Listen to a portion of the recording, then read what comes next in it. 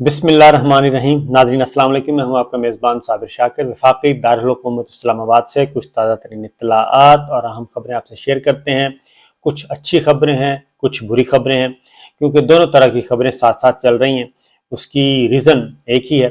उसकी रीज़न ये है कि जो साल 2022 में एक रजीम चेंज ऑपरेशन किया गया वो बुरी तरह फ्लॉप हुआ और उसका कोलेटरल डैमेज जो है वो काफ़ी हो चुका है।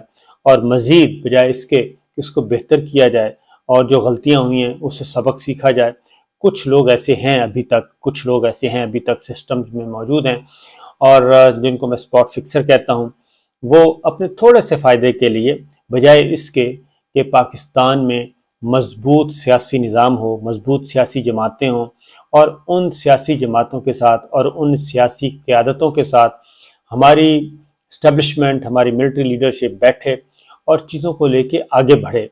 और जाहिर है पाकिस्तान हम सब का है। पाकिस्तान ना ही किसी एक फरीक का है, ना ही किसी एक इदारे का है, बल्कि पाकिस्तान 22 करोड़ आवाम का है। और हमारी आर्मी हो, हमारी इस्टेब्लिशमेंट हो, हमारी जुडिशरी हो, हमारे टीचर्स हों, हमारे असातिज़ा हों, हमारा मीडिया हो, वो इसी पाकिस्तान से ही जन्म लेता है, इसी पाकिस्तान के मुआशरे का हिस्सा है। पाकिस्तानी मट्टी से ही वो बरामद होते हैं और अल्लाह ताला उनको इज़्ज़त भी देता है, इख्तियार भी देता है, इक़्तिदार भी देता है। तो क्यों फिर हम बजाय इसके कि पाकिस्तान के लिए सारे मिल बैठ के काम करें, आपस में क्यों उलझते रहते हैं?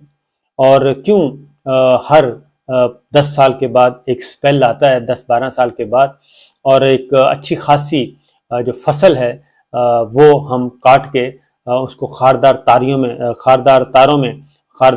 झाड़ियों में तब्दील कर देते हैं और अच्छी खासी फसल होती है। और पाकिस्तान के अवाम जो हैं वो पाकिस्तान की फ़ौज से मोहब्बत करते हैं, इदारों से मोहब्बत करते हैं, लेकिन हम एक ऐसा काम करते हैं कि उन्हीं के लीडर्स को, उनकी रहनुमाओं को, जिनको वो फॉलो करते हैं, जिनके वो वोटर्स हैं, जिनके सपोर्टर्स हैं, हम उसी लीडर को बिल्कुल धो डालते हैं। और जिसके बाद पाकिस्तान के अवाम जो हैं और हमारे इदारों के दरमियान फासले बढ़ते हैं, ना कि कम होते हैं। अब ये एक रिपोर्ट आपको बताता हूँ, फिर आगे भी डिटेल्स के साथ। अब ये रिपोर्ट ना मैंने तैयार की है, ना किसी और ने तैयार की है, बल्कि पिलडेट अच्छी ऑर्गेनाइजेशन है, उसने ये सारा एक डाटा इकट्ठा कलेक्ट करते हैं उसके अकॉर्डिंगली। तो उन्होंने कहा कि साल 2022 जमहूरियत के लिए इंतहाई मायूस कुन रहा। जमहूरियत के लिए साल 2022 इंतहाई मायूस कुन रहा और गुज़श्ता 70 साल से लालची सियासतदानों और इस्टेब्लिशमेंट के गठजोड़ से जमहूरियत के साथ खेली जाने वाली चालें बेनकाब हुई। ये पब्लिक पल्स है और ये फैक्ट से के बुनियाद पे, अदाद और शुमार के साथ हकाइक पे हैं। गुज़श्ता 70 सालों से लालची सियासतदानों और इस्टेब्लिशमेंट के गठजोड़ से जमहूरियत के साथ खेली जाने वाली चालें बेनकाब हुई और साल 2022 में सबकदोश होने वाले कमांडर यानी कि जनरल बाजवा ने के एतराफ़ पर कि अब तक ये नुक्ता अरूज को पहुंच गए हैं। यानी जनरल बाजवा साहब जो कुछ अब तक एतराफ़ कर चुके हैं, उसके बाद साल 2022 जो है वो बिल्कुल पीक पे था इस्टेब्लिशमेंट को, मिलिट्री रोल को बेनकाब करने में, और ख़ास तौर पे और उसके साथ साथ जो लालची सियासतदान हैं। मैं आगे जाके बताता हूँ कि ये मामला आखिर ये इसराह कब होगी, क्यों ये सारी चीज़ें इस तरह होती हैं। इस्टेब्लिशमेंट की सियासी मामलात में मुदाखलत ने इदारों को मफलूज करके रख दिया। ये पिलडेट की रिपोर्ट है कि जो इस्टेब्लिशमेंट के सियासी मामलात में मुदाखलत, और साल 2022 और ख़ास तौर पे उससे भी पीछे बाजवा साहब ने जो एक्सटेंशन के बाद जो कुछ गंद डाला और जिस हद तक उन्होंने मुदाखलत की, आप तसव्वुर नहीं कर सकते। और वही रिपोर्ट, ये पिलडेट की रिपोर्ट है कि इस्टेब्लिशमेंट के सियासी मामलात में मुदाखलत ने इदारों को मफलूज कर दिया। ना जुडिशरी की इज़्ज़त रहने दी, ना पार्लिमान की इज़्ज़त रहने दी, ना अपने इदारे अफ़वाज पाकिस्तान की इज़्ज़त रहने दी, ना किसी इंटेलिजेंस इदारे की इज़्ज़त रहने दी। सबको मफलूज किया और वन मैन शो उन्होंने कोशिश किया कि वन मैन शो रखा जाए और अपनी पावर को उन्होंने एक्सरसाइज करने की कोशिश की। हर सतह पे पावर एक्सरसाइज की, खा वो सहाफ़ियों पे मुकदमात दर्ज करवाने हों, वो भी वहीं से अहकामात आए, सहाफ़ियों के खिलाफ मुकदमात दर्ज हुए, سیاسی مخالفین کے خلاف مقدمات درج ہوئے، یہ سارے کے سارے وہ وہاں سے یہ جنریٹ ہوتی رہی ہیں خواہشات اور احکامات۔ تو اسٹیبلشمنٹ کے سیاسی معاملات میں مداخلتیں اداروں کو مفلوج کر دیا، اور واقعتاً ایسا ہوا، اور سال 2023 میں غیر آئینی کارروائیوں کے خلاف سنجیدہ اقدامات کرنے ہوں گے۔ یہ جو باتیں کی جاتی ہیں نا جی، خاص طور پہ یہ وہی جی ایچ کیو ہے جو باجوہ کا تھا، اور یہ سارا الزامات عائد کرنے کیے جاتے ہیں، یا ایزیوم کر لیا جاتا ہے کہ یہ ویسا ہی ہوگا جو کچھ باجوہ صاحب کر کے گئے، اور اسی پالیسی کو کنٹینیو کرنا ہوگا۔ تو یہ جو رپورٹس آ رہی ہیں، پبلک پلز آ رہی ہیں، اور یہ ان کی رپورٹس جو ہیں، اس طرح کی آرگنائزیشن کی رپورٹ ہیں، یہ انٹرنیشنلی بھی اس کو اکنالج کیا جاتا ہے، اور انہی رپورٹس کی بنیاد پہ پاکستان کی ریٹنگ طے کی جاتی ہے کہ پاکستان میں جمہوریت کس حال میں ہے، پاکستان میں صحافت کس حال میں ہے، پاکستان کا عدالتی نظام کس حال میں ہے۔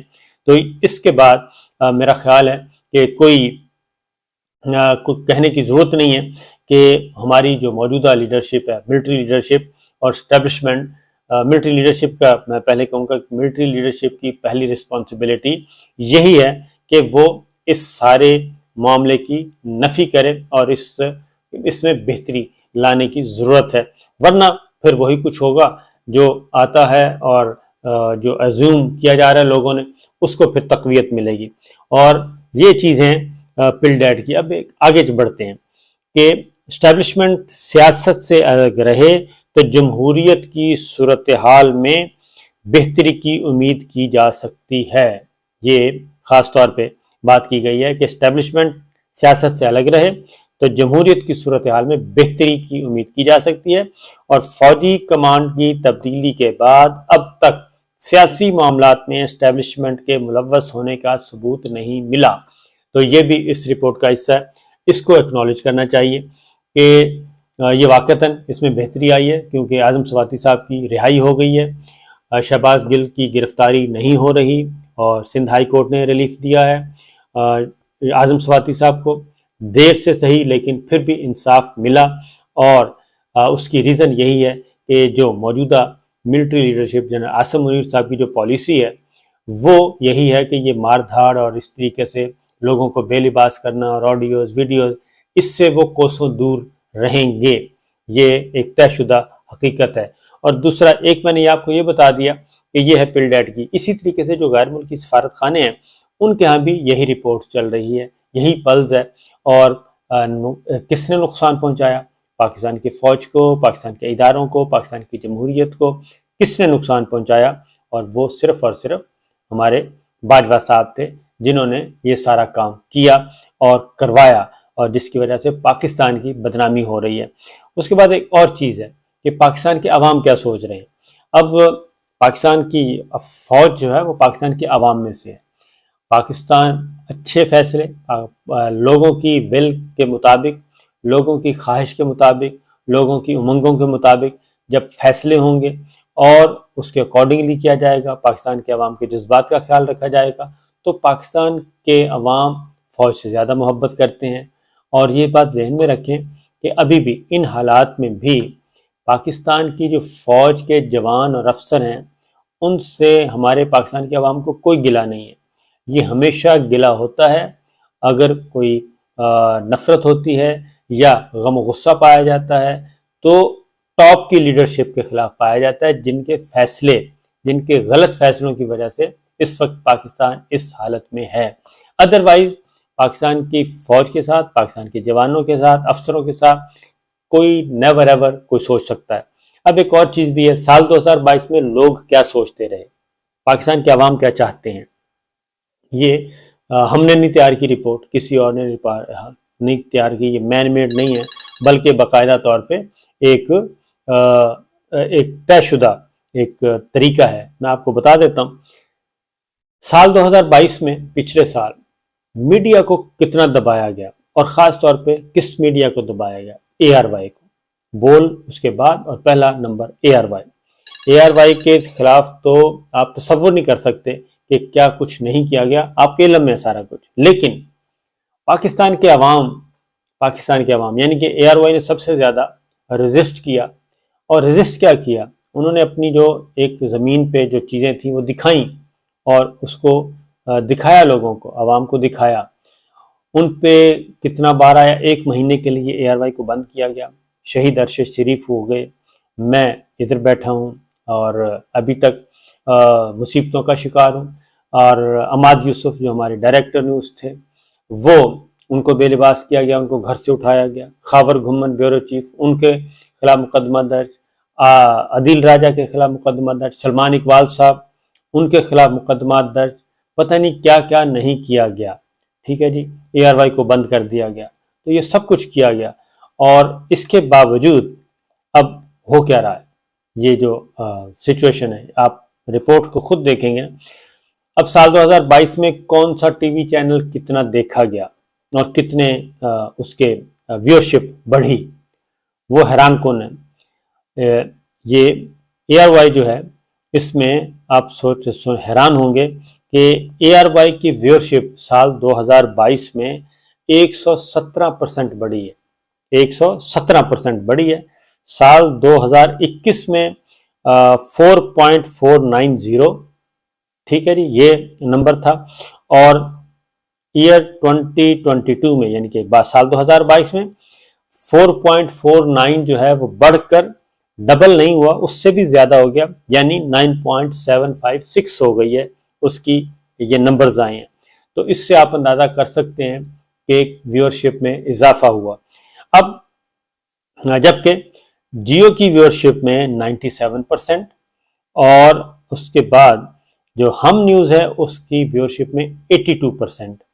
اب یہ، اور جو سما ٹی وی ہے وہ صرف 27% پہ رہا، اور دنیا ٹی وی 51% پہ رہا، اور ایکسپریس جو ہے وہ 12% پہ رہا، اور اس کے یہ ہے ٹوٹل نمبر۔